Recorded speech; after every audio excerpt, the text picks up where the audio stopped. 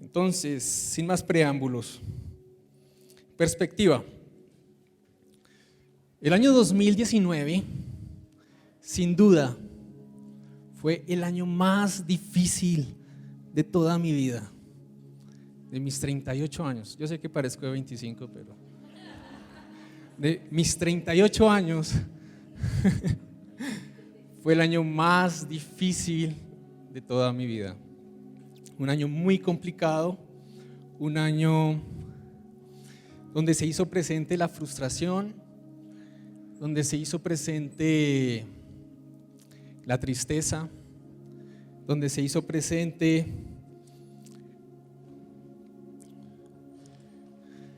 la crisis económica.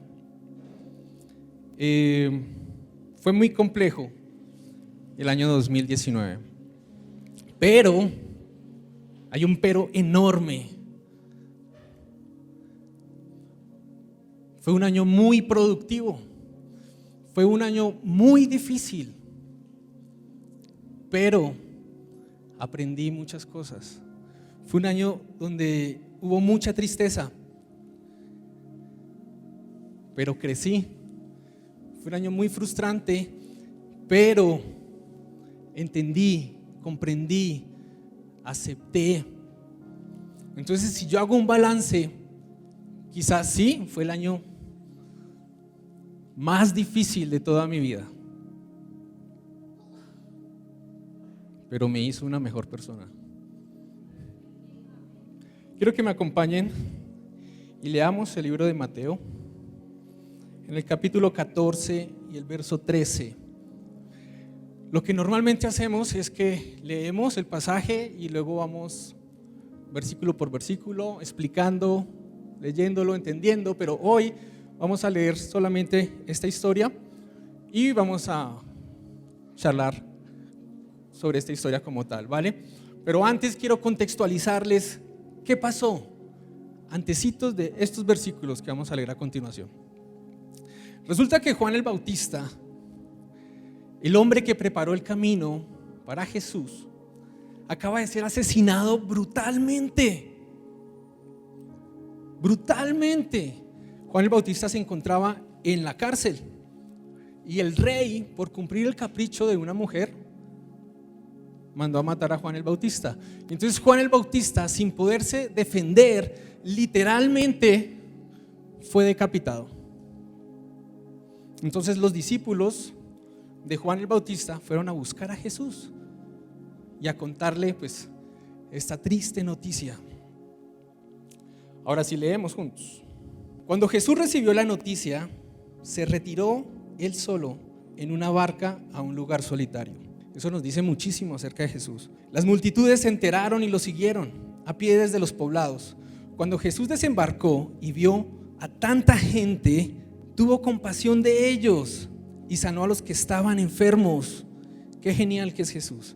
Al atardecer se le acercaron sus discípulos y le dijeron: este lugar es apartado y ya se hace tarde. Despida a la gente para que vayan a los pueblos y se compren algo de comer.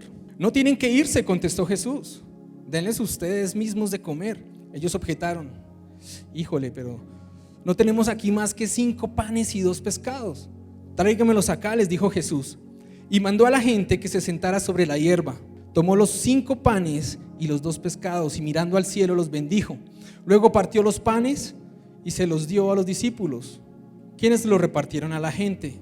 Todos comieron hasta quedar satisfechos y los discípulos recogieron 12 canastas llenas de pedazos que sobraron. Los que comieron fueron unos 5,000 hombres, sin contar a las mujeres y a los niños. Estamos hablando de unas 15,000 personas aproximadamente. Entonces, oremos. Padre, estamos aquí reunidos en esta mañana, tu iglesia, queremos más de ti, queremos más de tu presencia, necesitamos más de tu presencia. Y Padre, yo en esta mañana te pido que te seas revelando a nosotros. Amén. Ok. Está bien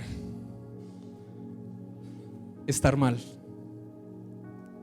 Y sé que suena muy controversial aquí en la iglesia, ¿no? Porque en la iglesia se nos ha enseñado que está bien estar bien. Tienes que estar bien, tienes que portarte bien, tienes que arreglarte el domingo, tienes que dejar de fumar por lo menos el domingo, tienes que escuchar música cristiana camino a la iglesia, a tu casa, al trabajo. Pero pocas veces se nos ha dicho, está bien estar mal. Y hay ciertas cosas que como cristianos deberíamos decir más seguido. Y una de esas cosas es que más seguido deberíamos decir, ¡hey! Estoy mal. Creo que la transparencia abre puertas y hay milagros detrás de la verdad. Hay tantos problemas en nuestra vida que estamos tratando de balancear y de manejarlos, que siempre decimos que estamos bien y jamás vamos a ser libres. Pero si se levantara una iglesia honesta y transparente que le pierde el miedo en ocasiones a decir, ¡hey! Estoy muy mal, necesito ayuda, necesito oración, necesito ir a un coffee groups, creo que las cosas cambiarían. Y sabes, nuestra iglesia tiene muchas personas amorosas y fieles que están dispuestas a extender una mano al que está lastimado, de extender esperanza al que está perdido. Recuerdo cuando llegué a esta iglesia, hace unos casi 6 años. Para ese entonces yo no tenía un trabajo estable. Yo daba clases de música y como hombre cabeza de hogar, tipo responsable, pues tenía que llevar el sustento a la casa, ¿no? Pero no era suficiente. Así que, como algunos saben, porque me vieron por allá, no mentiras, yo terminé trabajando en una discoteca aquí en la ciudad, al país al que vine a servir como misionero en la iglesia. Entonces, yo trabajaba jueves, viernes y sábado, y mi horario era de 6 de la tarde a 3:30 de la mañana. Y recuerdo que para ese entonces el consejo de Río, de la iglesia, me invita a una reunión del consejo. Y yo recuerdo que mi orgullo no quería admitir que estaba mal. Recuerdo que mi orgullo no quería admitir que no tenía dinero en el banco. Recuerdo que mi orgullo no quería admitir que estaba pasando por una necesidad financiera. Pero hubo un momento en el que yo decidí ser transparente y decir, sabes, esta es mi situación. Y me encanta que una de mis primeras experiencias en la iglesia fue amor y apoyo en medio de mi situación. Porque creo que la transparencia abre puertas, la transparencia trae milagros, hay milagros detrás de la verdad. Y esa es nuestra iglesia, una iglesia que está dispuesta a suplir y a saciar las necesidades del que está pasando por dolor. Amén. Esa es nuestra iglesia, y cuando hablo de iglesia no hablo de una estructura, hablo de nosotros. Esa es nuestra iglesia, una iglesia que está dispuesta a suplir y a saciar las necesidades del que está pasando por dolor. Ahora, ¿cuántos de los que estamos aquí a veces nos dejamos llevar o a veces nos dejamos ganar por nuestras emociones? ¿Quién puede levantar? ¿Cuántos honestos emocionales sabemos aquí? Bien. ¿Por qué pregunto esto? Porque muchas veces dejamos que la frustración en nuestra vida se lleve la mejor parte de nuestras emociones. Algo que todos tenemos en común es que en momentos experimentamos dolor. Algo que tenemos todos en común como seres humanos es que en momentos experimentamos frustración, pero no debemos dejar que esa frustración nos gobierne. Quizás pensaste que para este momento de la vida tú ibas a estar viviendo otra realidad y resulta que no. Quizás pensaste que para este momento de la vida tu familia iba a estar más unida que nunca y resulta que es todo lo contrario. Quizás pensaste que para este momento de la vida tu negocio ya habría despegado y resulta que no. Entonces caminamos en una constante frustración. Pero mi deseo es animarte a que el día de hoy veas las cosas desde otra perspectiva. ¿Y cómo vemos las cosas desde otra perspectiva? Personalmente creo que un buen comienzo sería reconociendo que no estamos en el punto que quisiéramos estar, pero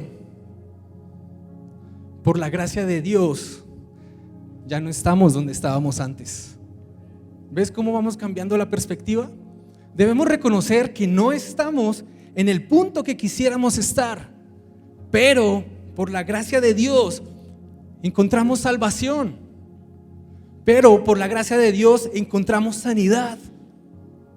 Ya no estamos donde estábamos antes. ¿Recuerdas de dónde te sacó Dios?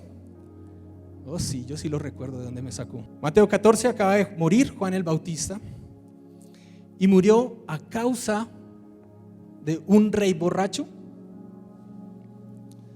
que por cumplir el capricho de una mujer en una bandeja de plata pone la cabeza de Juan el Bautista.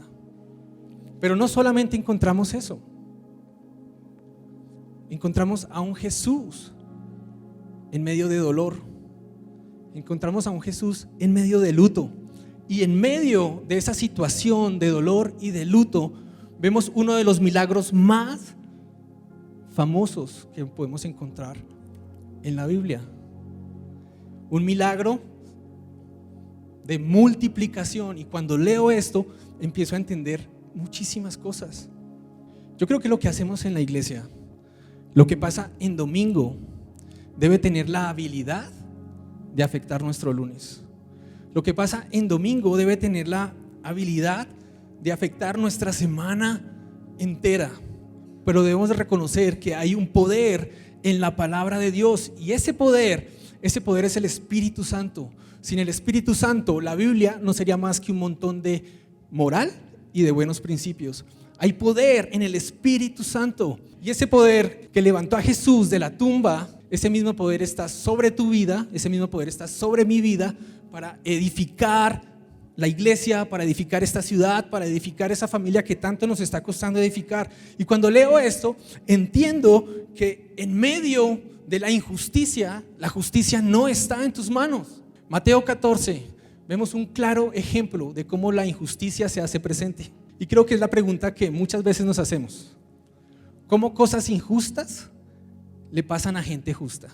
¿Cómo es que a Juan el Bautista, predicando la palabra de Dios, haciendo todo bien, fue asesinado en la manera en la que fue asesinado? Y creo que todos hemos estado allí en algún punto de la realidad. Hemos estado frustrados por la injusticia. Pero ¿cómo reaccionas tú frente a la injusticia? Porque tus reacciones importan. Oh sí, claro que importan tus reacciones. ¿Cómo reaccionas frente a la injusticia?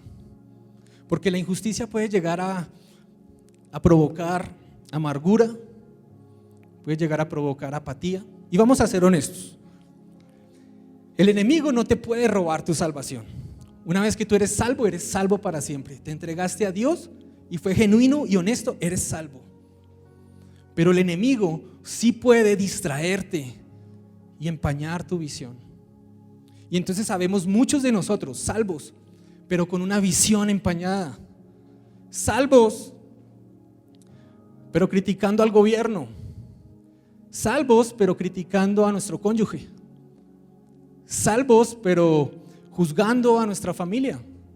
Salvos, pero condenando al prójimo. Distraídos, con visión desenfocada. Se ha vuelto la norma hablar de lo mal que está todo. ¿Sí o no?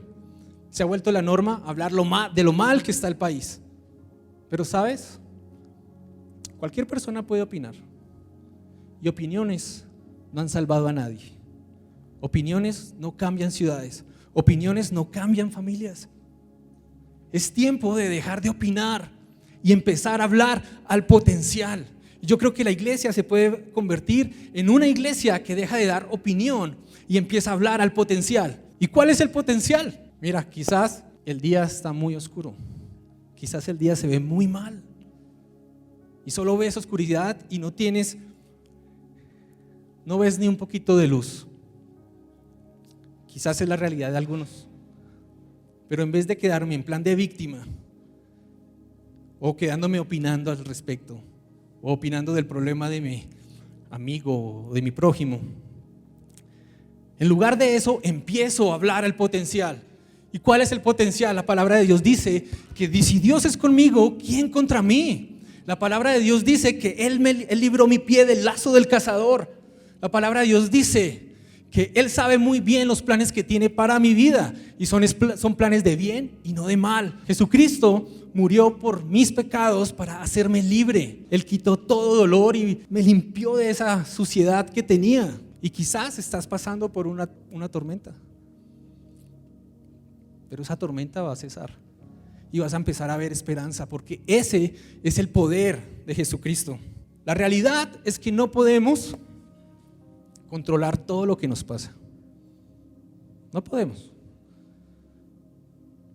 No tenemos control con lo que la vida nos lanza, pero sí podemos controlar el cómo reaccionamos frente a lo que la vida, a los retos que nos lanza la vida. Todo se trata de perspectiva, de estar enfocados. Cuando tú decides desarrollar el carácter de Cristo en tu corazón, entonces te comprometes, dejas de hablar, de opinar y actúas. Te frustras quizás, pero actúas y empezamos a hacer una diferencia. Yo creo que en la iglesia hay personas que pueden empezar a hacer una diferencia. Y al estudiar este pasaje y ver a Jesús y su dolor causado por la muerte de Juan el Bautista, entendí lo siguiente: Jesús tiene el poder de transformar luto por propósito. Y me parece tan fascinante Dios. Es tan misterioso. Me encanta que Dios toma una persona enferma y la sana. Me encanta que Dios toma a un tartamudo y lo pone a liderar millones de personas. Toma a un borracho y lo pone a construir un arca para salvar a la humanidad. Toma a una prostituta y la pone a predicar el mensaje de la salvación. Toma a un montón de mujeres que en ese entonces eran menospreciadas y les presenta el mensaje de la resurrección de Cristo. Y esas mujeres fueron las primeras en predicar el mensaje de la resurrección de Cristo. Es maravilloso cómo Dios toma algo menospreciado, rechazado, lo transforma y lo habilita. Y muchos de ustedes quizás el día de hoy están aquí, tienen luto causados por sus malas decisiones. Quizás tienes luto causado por tu pecado, pero eso que el enemigo quiere usar para destruirte, para condenarte, Dios lo usa para construirte. Tu pecado a través de la cruz se convierte en tu redención, y tu redención es una historia con el poder de transformar una ciudad. Esas cicatrices que tienes son historias de cómo Dios nos sacó adelante. Jesús estaba triste por la muerte de su amigo, y al llegar a la costa en su barca vio que había gente con necesidad y tuvo compasión de ellos. ¿Qué puedo entender de eso? Que siempre va a haber gente con más necesidad que tú. Y Jesús, en medio de su dolor, en medio de su luto, tenía la autoridad para animar y levantar los brazos de aquellas personas que estaban pasando por un desierto. ¿Alguna vez te has preguntado por qué estás pasando por lo que estás pasando? Dios está generando autoridad en ti. Un día ya no va a haber dolor, un día ya no va a haber sufrimiento, un día ya no va a haber enfermedad. Ese será el día en que estemos en la presencia de Dios. Pero mientras, hay mucho por hacer. Y ese dolor muchas veces nos recuerda cuál es nuestra misión. ese desierto, esas heridas, esas cicatrices. ¿Qué tal si como cristianos mostráramos nuestras cicatrices? ¿Qué tal si como cristianos dejáramos de ocultar lo que nos pasó y dijéramos: ¡hey! Esa es mi historia, y mi historia en momentos se pone muy oscura, pero sabes, mi historia termina con Jesús. Y si mi historia termina con Jesús, podemos estar confiados de cuál es el futuro. Y es un futuro lleno de esperanza. La palabra de Dios dice: Él sabe muy bien cuáles los planes que tiene para nosotros. Son planes de bien y no de mal, para que tengamos un futuro y una esperanza. No sé si les ha pasado, pero me voy a poner súper honesto con ustedes. ¿Está bien si nos ponemos honestos? Estoy por terminar y quiero ser vulnerable con ustedes. En momentos, la vida cristiana se me ha vuelto una rutina. ¿Has estado ahí? No dices groserías. Bueno, a veces, cuando estás de pronto descalzo y estás caminando y te pegas en el dedo meñique del pie y entonces dices: Virgen Santísima. Yo no digo eso, ya quisiera decir eso. Pero bueno, no dices groserías, no fumas, no te emborrachas, vas todos los domingos a la iglesia, cantamos karaoke cristiano, escuchamos al pastor dar una palabra muy linda y te mueve así el corazón. Luego vas a almorzar a la taquería porque pues está de moda. Luego vuelves a la casa, es hora de dormir. Y llega el lunes y haces lo mismo cada semana. Y Dios ha estado inquietándome y me ha hecho preguntarme a mí mismo: ¿qué onda con el Espíritu Santo? ¿Dónde está el Espíritu Santo? La vida es demasiado corta como para no permitir que el Espíritu Santo obre a través de nosotros. Y el Espíritu Santo no es una cosa, no es esa cosa que te hace flotar y wow. El Espíritu Santo es una persona y está con nosotros y nos acompaña. Y últimamente mi oración ha sido: Espíritu Santo, incomódame.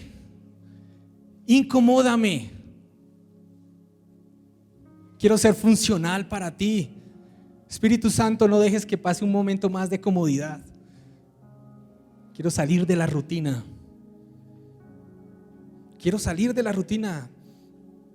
Necesito incrementar mi fe. Estoy cansado. Y hay días donde dudo si todo lo que hacemos vale la pena. ¿Has estado ahí? Quizás.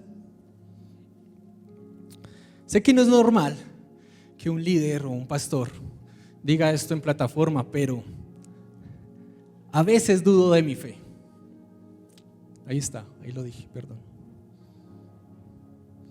A veces dudo de mi fe. Y digo: ¿cómo hago? ¿Cómo es posible? Después de ver todo lo que Jesucristo ha hecho en mi vida, ¿de dónde me ha sacado? Pero a veces dudo de mi fe. A veces dudo si todo el trabajo que estamos haciendo vale la pena. Pero regresa el Espíritu Santo y me confronta y me inspira y me concientiza.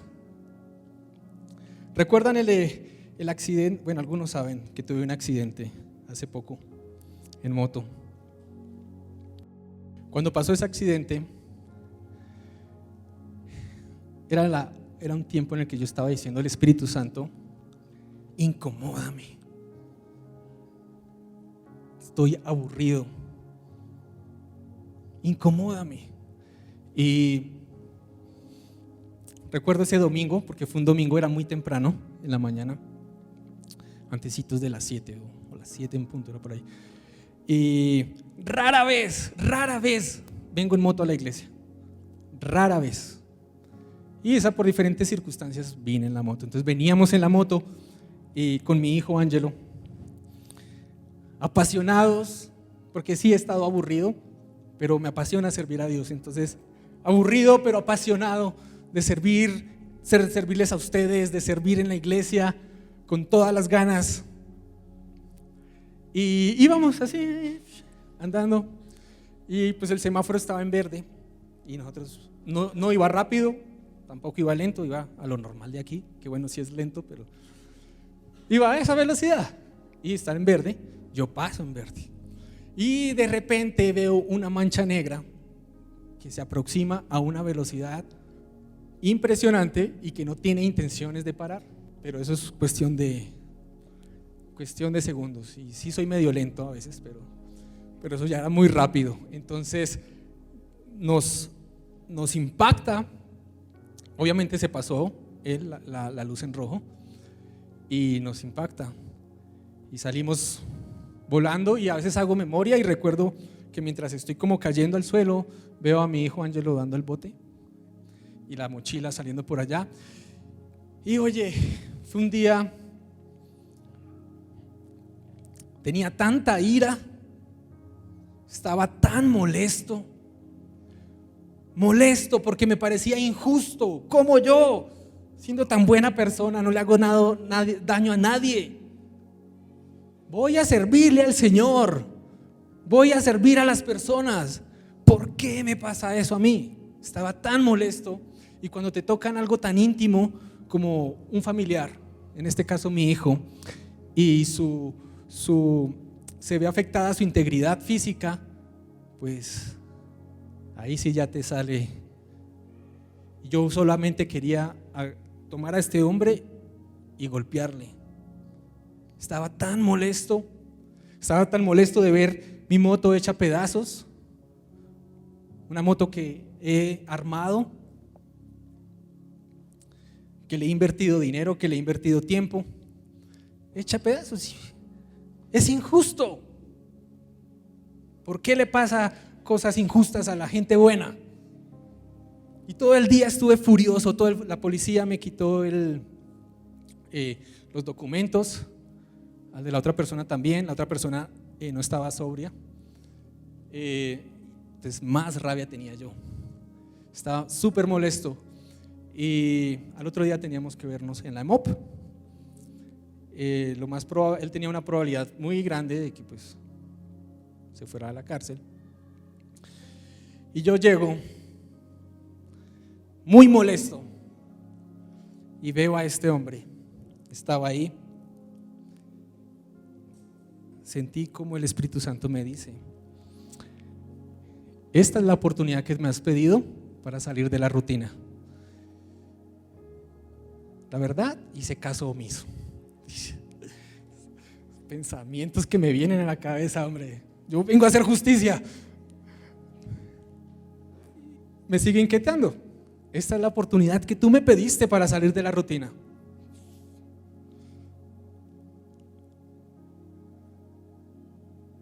Me dice: ¿sabes qué? Dile a este hombre que yo le amo. ¿Qué te pasa, pues?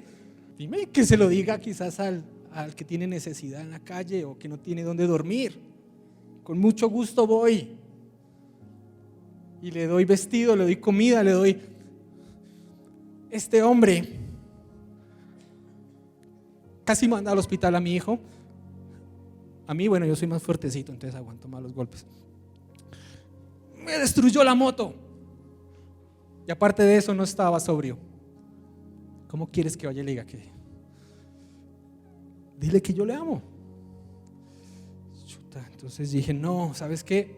Voy a empezar. Bueno, dije: esto sí es como en serio, pero bueno, o sea, vamos a ver. Entonces yo empecé a decirle: ¿cómo está? Él obviamente estaba apenado, porque sabía que él tenía toda la culpa. Y empecé a hablarle algo de integridad. Y dije: ¿sabes qué? Yo creo debemos asumir nuestras responsabilidades. Tú tienes que reconocer cuáles son tus fallas. O sea, tratando de entrar por un lado, y dije: ya estoy estonteando. Dije: ¿sabes qué? Esto te va a sonar raro, te va a sonar medio loco, pero Dios te ama. Y sabes, yo soy cristiano. Ni nada, yo creo en las segundas oportunidades. Eso le dije. Obviamente yo creo en las quintas, sextas, séptimas, octavas. Creo que Dios me ha dado más de 15 oportunidades y me sigue dando. Pero a él solo le dije que 2. Dije, creo en las segundas oportunidades y ya un mal día lo tiene cualquiera. Y te perdono. Dice, ¿sabes qué? Te perdono por haberle hecho golpear a mi hijo. Te perdono por haber dañado la moto. Te perdono por haberme impactado, porque me hiciste pasar muchas iras. Le dije, te perdono, hermano. Y solo quiero que asumas la responsabilidad de la moto. Quiero que asumas esa responsabilidad. No voy a poner ningún denuncio contra ti. Y este hombre, le empiezan a salir lágrimas. Y le digo, oye, o sea, yo dije, esto se va a empezar a descontrolar. Entonces empieza a salirle lágrimas, no llorando ni en llanto, pero le empiezan a salir y me dices, oye, ¿sabes qué? Mi vida es, no me acuerdo, creo que dijo mi vida es un asco o algo así, todo me va mal y esto fue ya la etapa. Yo ya dije, no, esto ya es la etapa y ya tendré que asumir esta mala suerte. Pero ahora usted me dice eso y pues no sé, o sea, ¿qué hago? Me dice el man. Digo, no, oye, fresco, todo bien. Yo, para resumir, no alargarnos, él entregó su vida a Cristo. Ahí. El pasado quedó atrás y Dios hace todas las cosas nuevas. Y quiero terminar con esto. Está bien estar mal, porque su poder se perfecciona en nuestra debilidad. Quiero leer 2 Corintios, capítulo 12, verso 7. Para evitar que me volviera presumido por estas sublimes revelaciones, una espina me fue clavada en el cuerpo, es decir, un mensajero de Satanás, para que me atormentara. 3 veces le rogué al Señor que me la quitara, pero Él me dijo, te basta con mi gracia, pues mi poder se perfecciona en la debilidad. Por lo tanto, gustosamente haré más bien alarde de mis debilidades, para que permanezca sobre mí el poder de Cristo. Por eso me regocijo en debilidades, insultos, privaciones, persecuciones y dificultades que sufro por Cristo, porque cuando yo soy débil, entonces soy fuerte. El fin de nuestras fuerzas es el principio de Dios, y Dios está en medio de tu situación. Necesitamos que nuestra relación con Dios sea más fuerte que nuestra situación, que nuestro dolor, que nuestra frustración. Y sabes, lo mejor de todo es que Dios está dispuesto. Dije, Señor, incomódame. Vaya que me incomodó, pero valió la pena. Y quizás tuve dolor, demasiadas iras, preocupaciones, más preocupaciones,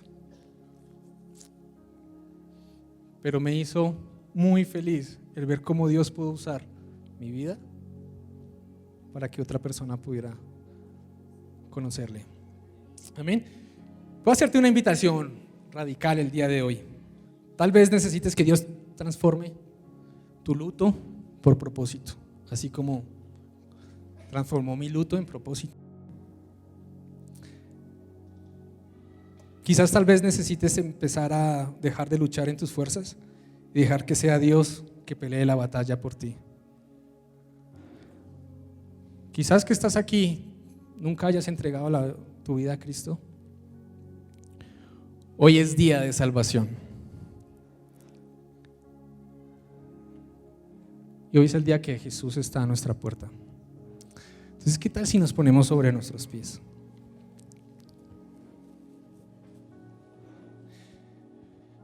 Y allí donde tú estás, o si quieren